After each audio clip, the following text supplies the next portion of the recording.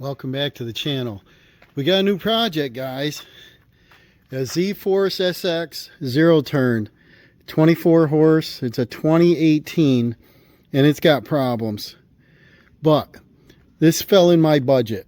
And so what I want to do is do a little tinkering on this and see if we can get this running for a daily mower. This went out of town, picked it up. It was on Marketplace. The guy bought it with an auction, and he says he knew nothing about it. They said it was serviced. You know, it looks pretty good. You can tell they did the spit shine on the wheels and stuff. But it uses oil. It smokes. And the man said that for his business, he asked his guys to, service it, change the oil. And what they did was change the oil and filter. But I'm wondering if they didn't pick it up and get oil in the carburetor, because it looked like the blades look kind of new on that. The belt looks kind of new. It's got about 425 hours, I think. It's got a little tear in the seat, little tiny one, and then it's got a tear in the chute here, which, not a big deal. And it does have a bagger. It's got a Kawasaki FR 730V, so it's a 24 horse, and it looks really clean. It doesn't look like it leaks oil. I drove it around. It seems to work good. The fuel filter looked clean. The battery, I don't know how old that is. People should punch out the dates on them. But it's a Napa, so it's been replaced. And the air filter, that looks new. And so this thing was pretty decent shape. It looks like it's got this is bent on the hitch here. Something hit it right there. But not a big deal. It'd be nice if I had a canopy cover for it. You get out there baking in the sun. But you can see the bed of the trailer. We got oil. And we got oil coming out the tailpipe right there. So this might be a project. It might need an engine rebuild. It might need a new engine. Who knows? But it sounded good. It just has no power. And it seemed pretty smooth. But when you go to turn the blades on, you had to have it revved up all the way. You couldn't pull the PTO on.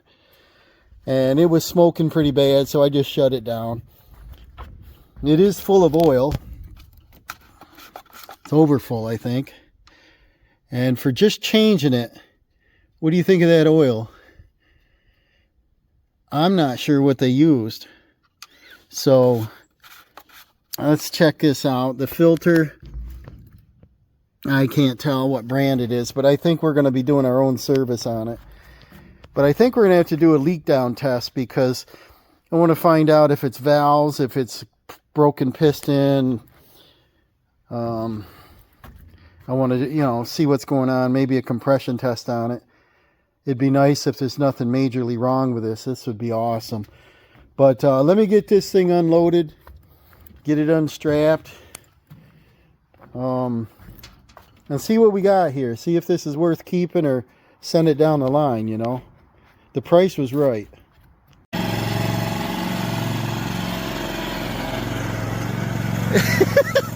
That'd make a nice thumbnail, wouldn't it? Nice thumbnail.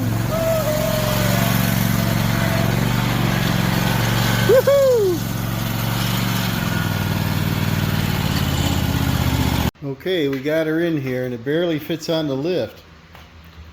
Probably, if I lowered the deck down, I could probably let the front wheels drop off because the weight's back here, But we got her in on the lift.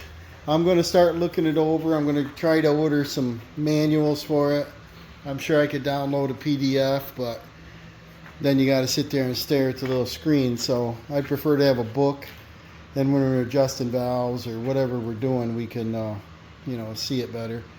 And I got a little heat going on in here. I drove it in. It was a little smoky, as you remember. I turned my fan on up there and it's sucking that right out. So we'll let that run a little bit. I think I'm just going to take off the side rails, which will take off all them brackets all at once. We'll pop the assembly out. That's what it looks like. All right, what I'm going to do, I got my pliers out and I just noticed, I've had these forever, that one of these rubber things have fell off or broke. I need to get some plastic dip and dip it. But this is a spark plug boot puller. And you just have to get a shock while something's running. We know this smokes like crazy. There's oil in the muffler. Dawson's going to start it, and I'm going to pull a plug off. And if the engine dies right down, we know. I already told you that. But let's try that, Dawson. Did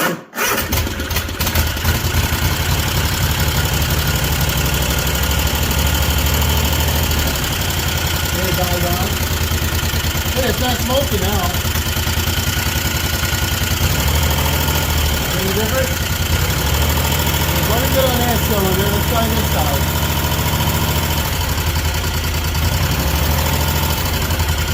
Alright, let it down.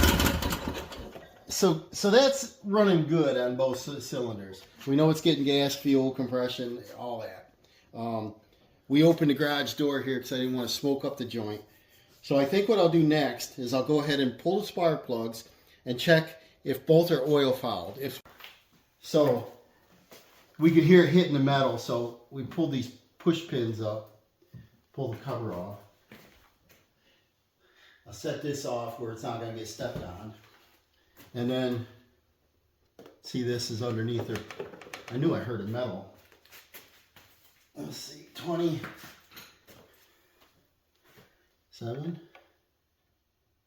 Might be 27. We got to take this cover off. Your filter. Then Dawson can lift this up. That makes more sense. Ooh, what was that sound? Two of them? Spacers, huh? Okay. And then that's why I like to see everything taken apart. Let's see the light down in there. Yeah, there's a lot of grass in there, guys. See it all? So, let's lift this cover. Much easier. Now, what we can do is get a good view what we got going on here. And this is why you got to clean your screens out. You see the debris in there? And here a little bit. And see this cylinder head. That'll make them overheat. That's not very much in there, so that's kind of a good thing. Bring that light over here. Now this is what I was wondering about. There's like a reed valve under this. So we'd have to pull the flywheel off, which is great. We can clean it. And then there's here's your coil and your coil. It's running good. There should be no issues with that. If we don't, let's see, we got to take the coils off. See that, Dawson? Because we can't get the gear up off in there for the starter gear. Do we have to pull the starter? No. But we have to take the coils off. The gap there looks huge. Look how big a gap that is. Usually you want a business card or something. That's like 20 thousandths, 25, 30, probably 30 on that one. And then we pull this up. We pop the flywheel up off in there to be able to get to that. And there's a gasket and then a reed valve under that. And look down in the carburetor. Do you see oil? Yeah. Look down in there. Good. Get that light just right. Is there a lot of oil? No. Because see, if it was pushing oil right into the carburetor, it'd be smoking, you know. That's a shame. So I still want to check that, but there's a way to check it. Look over here on the fuel pump. What do you see there, D? Oil. Is it oil or gas? Oil. Okay, now that is controlled right here by your breather system also, and that's how you get your engine vacuum. And that's what pumps your fuel. So I'm going to try to piece all this together. I'm not a small engine mechanic, you know. I just fix what I can, and then I rely on YouTube a lot for the guys out there that are smarter than me. And save us hundreds of dollars trying to get this fixed to tell me it needs a $2,000 engine. So I want to see if there's something simple wrong with this besides rings and valves and the whole deal. It's only got 400 and what was it, 32 hours? I would assume these go about 1,000 hours before they need a rebuild if they're taken care of. Dawson's using a brush and screwdriver to clean the dirt out of there. We got to get to that bolt if we pull that off. In the meantime, I'm going to pull the spark plugs and take a look at them. This one is a left plug. And you see there's oil down on the threads. The gap looks to be around 30 thousandths, which looks good. It's an NGK BPR4ES. It looks correct. Could be the original plug at 400 hours. And let's get some light on it here, Dawson. Now, this isn't oil fouled, see it? I mean, it's got a little bit of debris on it. Look at the electrode right there. You see that little portion of, I don't know what you call it, sediments, whatever? Deposits, there we go. So there's that one. Let's bring up this other one. This is the right bank. This one is wet inside there. See that one? It's definitely wet. And the deposits at the bottom of the hole. So the cylinder is getting a lot of oil in it. The left side seems to be burning it off better than this side. The other one had a deposit. The other thing right here is a little mark to ground. Looks like maybe electric has popped to ground a couple times, probably because the plug's fouled. And so it needs a set of plugs. Now, we're going to probably continue because I don't remember his name, but a guy on YouTube posted that the reed valve in here is supposed to open and close. And what he does is a little different. Is that he blew air. I don't remember if he did it from the crankcase here or the fuel pump, but he blew air in, and that valve is supposed to make a little popping sound and close. But if that's not closing, it's going to have blow by too, you know. So I'm hoping it's simple. We're going to keep going. Whatever we tear apart here, we're going to make it better. And the idea isn't to start throwing a bunch of parts at it. I don't have my compression tester. I don't know where I put it. So I'll either buy one or I'll go to AutoZone or something and borrow one. And I need to see what the compression is on this. And we could do a leak down test. We could put, it doesn't matter how much, 50, 100 pounds of pressure in the cylinder when it's at bottom dead, I can't even say it, bottom dead center. And then see where the air is coming out of. If it's leaking past the rings, leaking past the valves, before I tear everything apart. That's what I wanted to do. Since got that pretty much cleaned up, I think I'm going to try a brush wheel on these magnets here. And I think I'll probably have Dawson help hold it. We'll see how shiny already. I think I'll get these cleaned up, and I'll maybe the same thing on that. We'll be real careful with it. Now we just ran that brush wheel. Get that up here. Got them nice and clean. We did both coils, got them nice and clean. A couple minutes, and that's a nice job. We got them done. Dawson vacuumed out all the little debris we could see around the cylinder head area here. Now we're going to pull this cover off, 10 millimeter, and we'll get that cover off, see what's under that reed valve. So I took this off, got a little stainless screw here, and this is no rubber on it. This is all metal, and it just back and forth. Now what I thought it was doing is we got moisture in here. We know we got blow by in here. This looks contaminated with gasoline. Yes. And it kind of smells like gas. You look at the back side of this. I don't know if you saw this fuel pump. Why would the fuel pump be wet when that whole side of the engine is so super dry? Is that fuel pump defective, allowing fuel to get back down into the engine? There's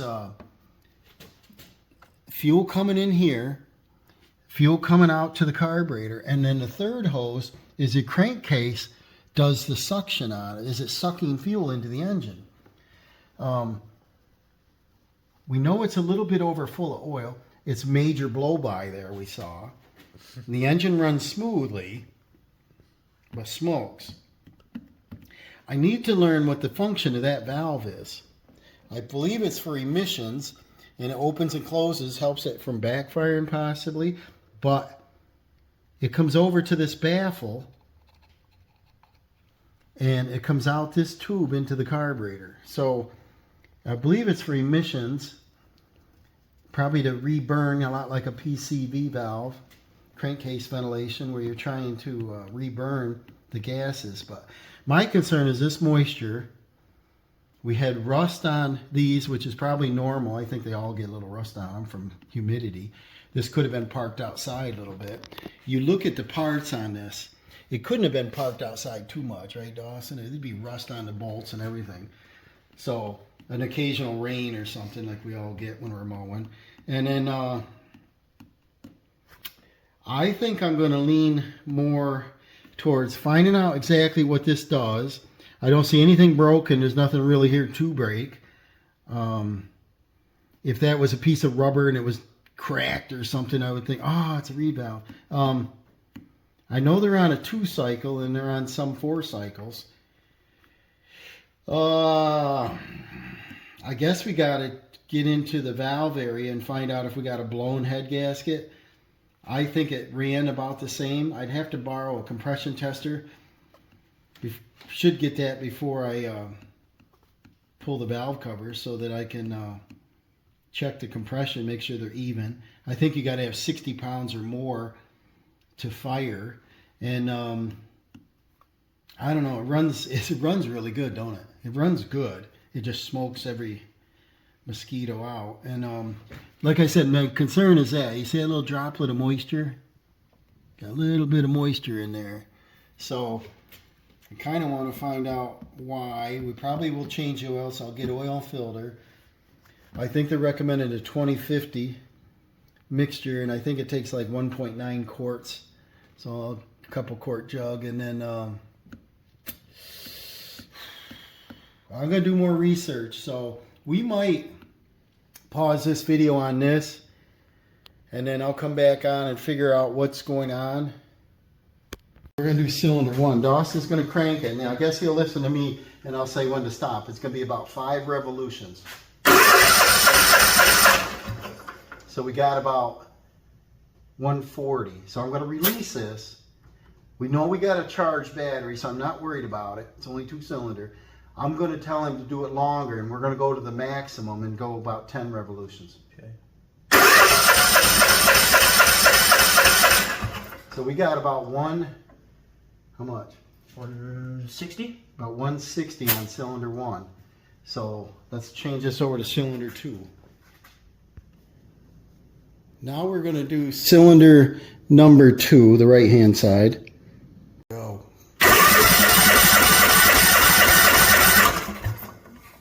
What do we got? 165. We are within 5 pounds, guys. 160, 165. So, well, this might be a stopping point. We got to decide if we want to go further and remove the heads to see the condition of the valves and the cylinder walls, knowing what we saw in the spark plugs. We know the compression's good. We don't know the leak down. We don't think we did that properly. We thought we might have had a different problem in there. But do we want to send this packing down the road, or do we want to go on to part 2 and see where we go from here? Thanks for watching. We'll see you soon.